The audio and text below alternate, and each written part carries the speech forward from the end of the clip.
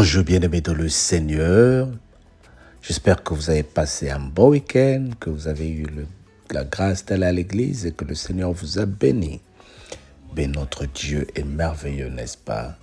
Notre Dieu est celui qui dit quelque chose et la chose s'accomplit. Nous sommes en train de commencer cette semaine avec Jérémie 15 pour suivre les enseignements sur le livre de Jérémie. Jérémie 15, 1 à 10. L'Éternel me dit, quand Moïse et Samuel se présenteraient devant moi, je ne serai pas favorable à ce peuple. Chasse-le loin de ma face, qu'il s'en aille. Et s'ils te disent, où irons-nous, tu leur répondras, ainsi parle l'Éternel, à la mort.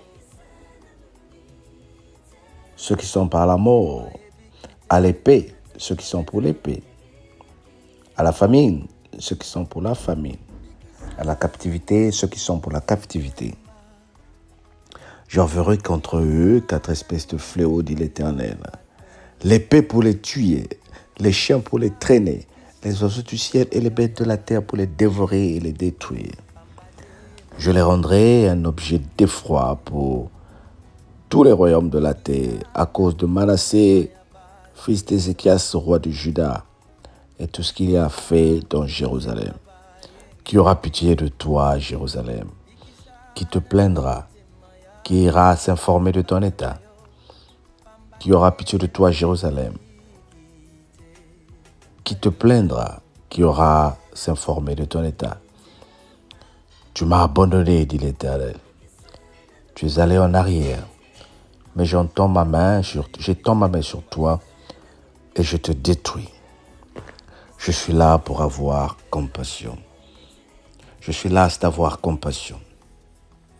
Je les vanne avec le vent aux poutres du pays. Je prive d'enfants et je fais venir périr mon peuple, qui ne s'est pas détourné de ses voies. Ses veuves sont les plus nombreuses que les graines de sable de la mer. J'amène sur eux, sur la mer du jeune homme, le dévastateur en plein midi. Je fais soudain tomber sur elle l'angoisse et la terreur. Celle qui avait enfanté cette fils est désolée. Elle rend l'âme. Son soleil se couche quand il est encore jour. Elle est confuse, couverte de honte. Ceux qui restent, je les livre à l'épée devant leurs ennemis, dit l'Éternel. Malheur à toi, ma mère, de ce que tu m'as fait naître, homme de dispute et de querelle. Pour tout le pays, je n'emprunte ni prête, et cependant, tous me maudissent. Amen. Dis avec moi, Amen. Le Seigneur est merveilleux, n'est-ce pas, bien-aimé? Il dit quelque chose et la chose se réalise. Même si Moïse et Samuel se levaient pour intercéder, dit l'Éternel, je ne serai pas favorable à ce peuple. Pourquoi particulièrement ces 2 prophètes? Moïse a libéré le peuple d'Israël de l'Égypte à travers la puissance de Dieu. Moïse est le grand prophète que le peuple d'Israël a connu, qui les a sauvés, qui a été avec eux. Et par Moïse, Dieu a montré sa gloire dans tout Israël. Samuel, c'est le premier prophète que le Seigneur a donné pour juger, pour prophétiser sur Israël avant qu'ils aient des rois, avant qu'il y ait le roi. Samuel, c'est le seul prophète dont on parle dans la Bible qui a été ramené de la mort pour déclarer à Saul, le pouvoir t'a été enlevé. Donc ce ne sont pas les moindres, ce sont des grands prophètes. Et le Seigneur est en train de dire au peuple d'Israël, à cause de votre comportement, même si ces deux prophètes s'élevaient pour plaider pour vous, je ne répondrai pas favorable. Ça, c'est au peuple d'Israël qui ont connu des prophètes. Et toi et moi aussi, nous connaissons les prophètes aujourd'hui. Des grands prophètes qui prophétisent sur nous. Des grands hommes de Dieu qui prêchent la parole. Et le Seigneur est en train de dire, à cause des iniquités, même si ces grands hommes plaidaient pour vous, je ne serai pas là. En méditant ces paroles et en lisant ces paroles ce matin, je suis en train de me dire, Seigneur, que puis-je faire un homme pour arriver à ce point-là? Et nous, à notre temps, qui plaide pour nous? Le Seigneur dit, Jésus-Christ est assis à la droite du Père pour plaider pour lui.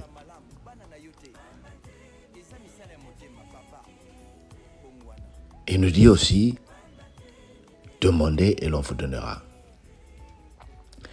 Jésus-Christ, auprès du Père, intercède pour toi. Quand tu appelles Jésus-Christ, voilà pourquoi il dit au nom de Jésus, tout genou fléchira. Jésus-Christ se représente ici comme le capitaine de l'équipe où nous jouons. Et lorsque un de nous est sanctionné, il va vers l'arbitre pour lui dire « Cette sanction est trop forte. Il faut annuler ou pour fièvre la réduire. » Nous sommes donc dans l'équipe de Jésus-Christ. Lorsque nous suivons les commandements de Jésus-Christ. Lorsque nous obéissons à mettre en pratique les talents qu'il nous a donnés. Lorsque nous comprenons que Jésus nous a dit « Allez-y, faites de toutes les nations mes disciples ». Lorsque nous comprenons qu'il nous a dit « Pardonne autant de fois lorsque ton bien-aimé te fait du mal ». Lorsque nous comprenons que Jésus nous dit « Tu aimeras ton prochain comme toi-même ». Lorsque nous comprenons que Jésus nous dit « Nous devons faire justice aux opprimés ». Alors là, nous sommes dans son équipe. Et quand il va intercéder auprès du Père pour nous, le pardon, la gloire, la grâce nous est accordée. Je redis que Jésus est le capitaine de l'équipe où nous devrions jouer. Dans quelle équipe appartiens-tu? Peut-être que ton équipe, c'est celui des observateurs.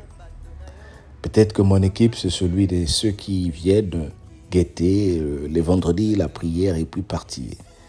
Ou les mardis pour jeter un coup d'œil et puis partir. Et tu es en train de dire, Jésus, je suis de ton équipe. Et Jésus te demande ce matin, à quel poste joues-tu? À quel poste ton entraîneur t'a placé pour que lui se reconnaisse ton capitaine? Vous savez, aujourd'hui, nombre de chrétiens, nous sommes sans équipe. Nous disons que nous sommes des chrétiens, donc nous sommes des joueurs, mais nous n'avons pas d'équipe. Nous n'avons pas de championnat. Voilà pourquoi nous ne gagnons rien. Est-ce que je suis en train de te parler pratiquement, bien-aimé? C'est-à-dire, you are claiming, tu réclames que tu es un joueur, mais tu n'as pas d'équipe. Alors ce matin, mon message est simple. Quelle équipe veux-tu choisir d'être? Et tu vas me dire, mais de quelle équipe Papa Alain parle? Je parle de l'équipe de la prière. Je parle de l'équipe des adorateurs. Je parle de l'équipe des intercesseuses. Je parle des équipes de ceux qui servent le Seigneur. Quelle est ton équipe, bien-aimé? À gauche, à droite.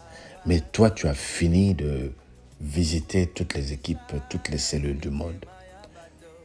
Est-ce que la cellule où tu dis que c'est ta cellule, on te reconnaît? Est-ce que l'église où tu dis que c'est ton église, on te reconnaît? Choisis l'équipe de Jésus-Christ. L'heure de l'intercession arrive et elle est là. Sois béni au nom de Jésus. Amen. Écoute, passe un bon lundi, un bon début de semaine. Partage, abonne-toi pour que l'œuvre de Dieu aille de l'avant. Amen.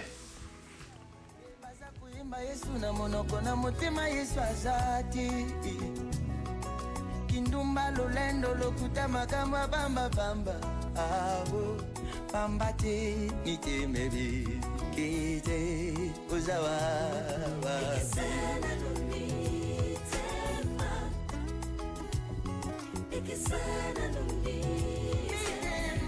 mitema ya bato uzana mabaku mingi Yesu bamba te mosusu mote azote ya ye maloba Nzambe na monoko na ye aza kozongisa bamen kasi na kati ya motema motei aza te pamba te motema ebiki te motuna na nga nani amemi poison na kati ya eklesia nani lisusu amemi bokabwanya batei bakomi kobwaka na bajeton na batele na bisika ya bamateya na bango pamba te mitema ebiki misala yanga mabe ya motema aleli ekaboli babato abo misala motema ezopebisa bato basusu bakini eklesia basusu batika losambo basusu babosa ya pangoyo nini misala ya basakoli ememi bana basusu na libanda bakomi bafaze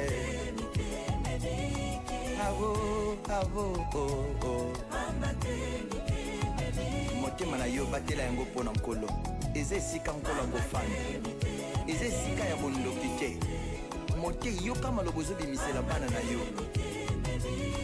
yo lingi kaka yozala malamu bana na yo te eza misala ya motema papa bongwana